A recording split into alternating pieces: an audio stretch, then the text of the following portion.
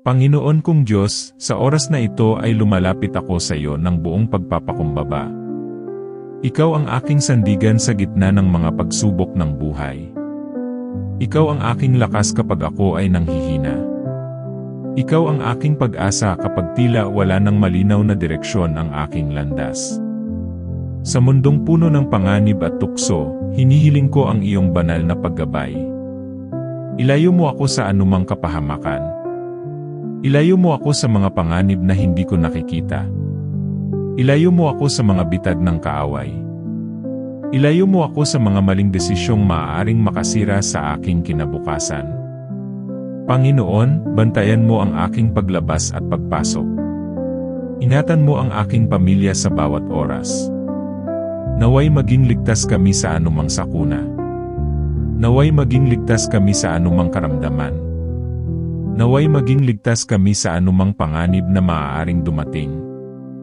Sa panahon ngayon, maraming bagay ang nagbibigay ng takot sa puso ng tao. May mga balitang nakababahala. May mga digmaan. May mga kalamidad. May mga aksidenteng nangyayari ng walang babala. May mga tao ring nawawala ng pag-asa dahil sa bigat ng kanilang pinagdaraanan. Ngunit sa kabila ng lahat ng ito, naniniwala ako na ikaw ang Diyos na makapangyarihan. Ikaw ang Diyos na nagpoprotekta. Ikaw ang Diyos na nagliligtas. Ikaw ang Diyos na hindi nagpapabaya. Kapag kasama ka namin, may kapayapaan sa aming puso. Kapag kasama ka namin, may lakas kaming harapin ang bawat araw. Kapag kasama ka namin, may pag-asang sumisibol kahit sa gitna ng kadiliman. Panginoon, ilayo mo ako sa mga taong may masamang hangarin. Ilayo mo ako sa mga taong nais akong iligaw. Ilayo mo ako sa mga taong nagdadala ng kaguluhan sa aking buhay. Bigyan mo ako ng karunungan upang makilala ang mabuti at masama. Bigyan mo ako ng malinaw na pag-iisip. Bigyan mo ako ng pusong marunong makinig sa iyong tinig. Huwag mong hayaang madaig ako ng tukso. Huwag mong hayaang manaig ang galit sa aking puso. Huwag mong hayaang madaig ako ng inggit. Huwag mong hayaang mahulog ako sa kasalanan. Tulungan mo akong manatiling matatag sa pananampalataya. Tulungan mo akong manatiling tapat sa iyo. Tulungan mo akong mamuhay ayon sa iyong kalooban. Sa bawat desisyong gagawin ko, gabayan mo ako. Sa bawat hakbang na tatahakin ko, akayin mo ako. Sa bawat pangarap na aking hinahabol, samahan mo ako. Naway hindi ako maligaw ng landas. Naway hindi ako mapahamak dahil sa aking sariling katigasan ng ulo. Naway lagi kong hanapin ang iyong kalooban bago gumawa ng anumang desisyon. Panginoon, ilayo mo ako sa mga aksidente. Ingatan mo ako habang naglalakbay. Ingatan mo ako habang nagtatrabaho. Ingatan mo ako habang nagpapahinga. Ingatan mo ako saan man ako naroroon. Naway ang iyong mga anghel ay magbantay sa akin. Naway ang iyong kamay ang umakay sa akin. Naway ang iyong kapangyarihan ang maging kalasag ko laban sa anumang panganib. Kapag ako ay natatakot, paalalahanan mo akong hindi ako nag-isa. Kapag ako ay nag-aalala, paalalahanan mo akong ikaw ang may hawak ng lahat. Kapag ako ay pinanghihinaan ng loob, paalalahanan mo akong may plano ka para sa akin. Hindi mo ako iiwan. Hindi mo ako pababayaan. Hindi mo ako tatalikuran.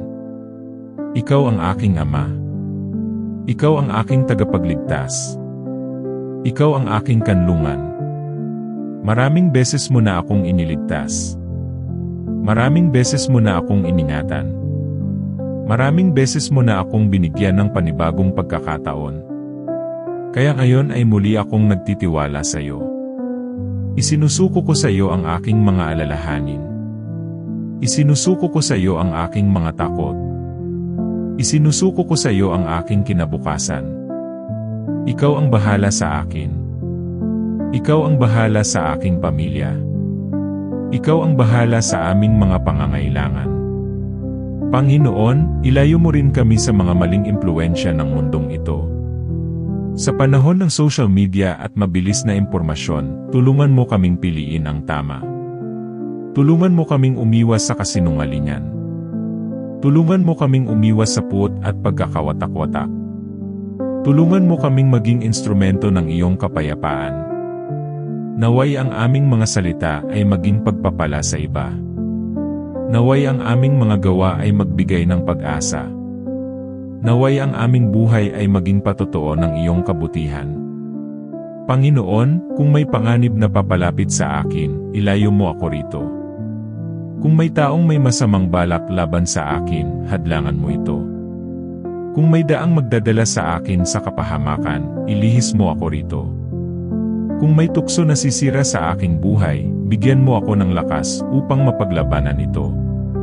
Nais kong mamuhay ng ligtas sa ilalim ng iyong pag-aruga.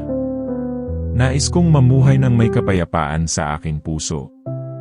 Nais kong mamuhay ng may pagtitiwala sa iyong mga pangako.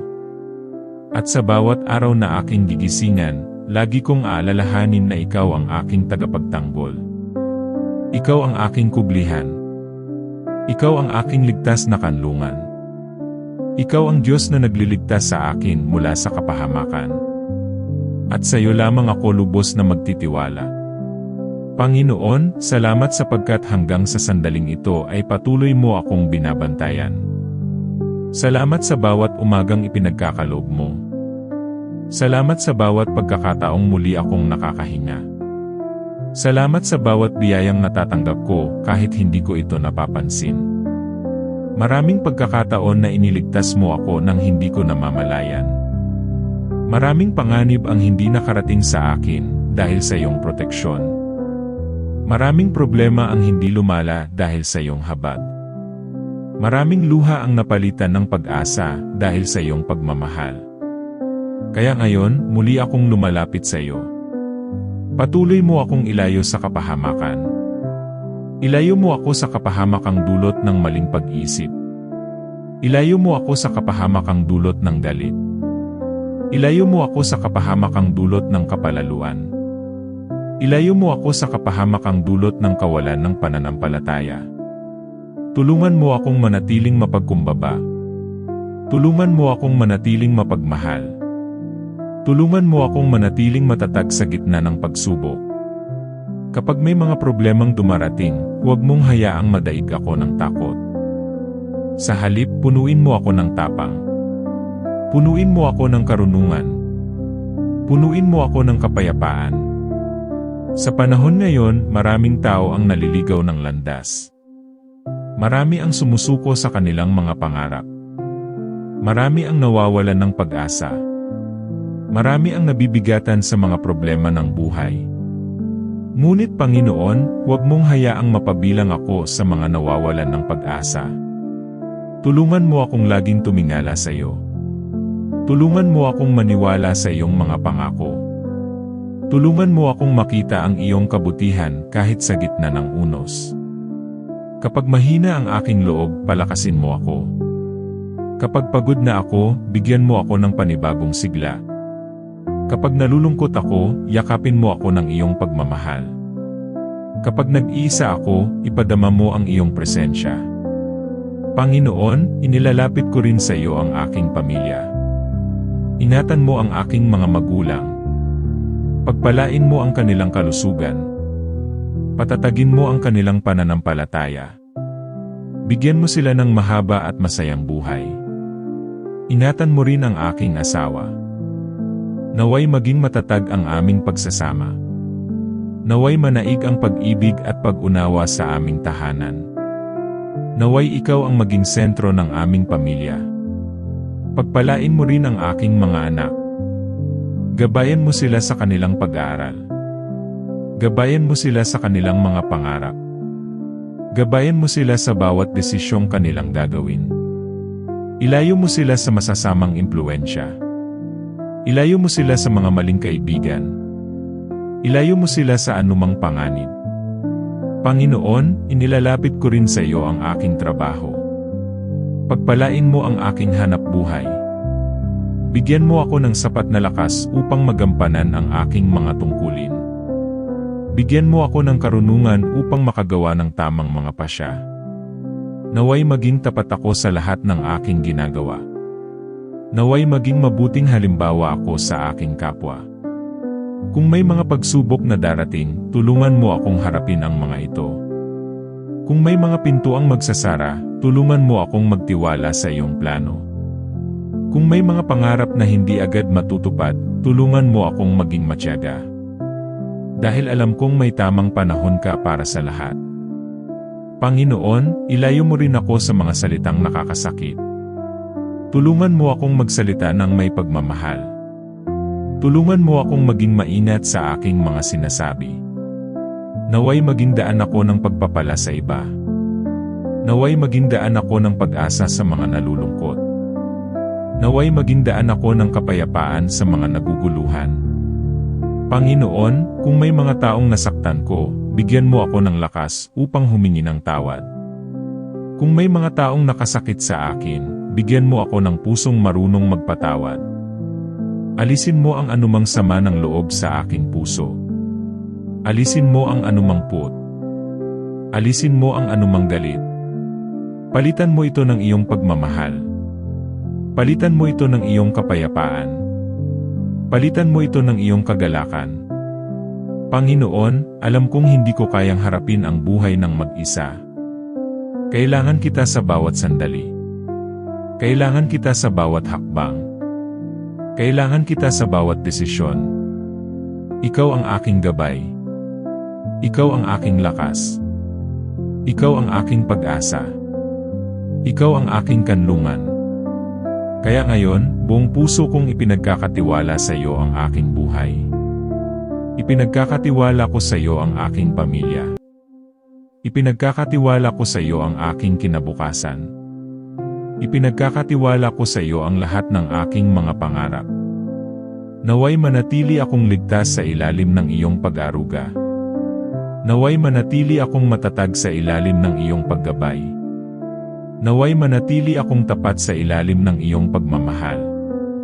At sa bawat araw na aking haharapin, lagi kong aalalahanin ang iyong mga pangako. Na hindi mo ako iiwan. Na hindi mo ako pababayaan. Na hindi mo ako tatalikuran. Na lagi mo akong iingatan. Na lagi mo akong sasamahan. Na lagi mo akong ilalayo sa anumang kapahamakan. Kaya sa iyo lamang ako magtitiwala. Sa iyo lamang ako asa. Sa iyo lamang ako kakapit. Sapagkat ikaw ang Diyos na buhay. Ikaw ang Diyos na tapat. Ikaw ang Diyos na makapangyarihan. At ikaw ang Diyos na magpakailanman ay nagmamahal sa iyong mga anak. Sa pangalan ni Jesus. Amen.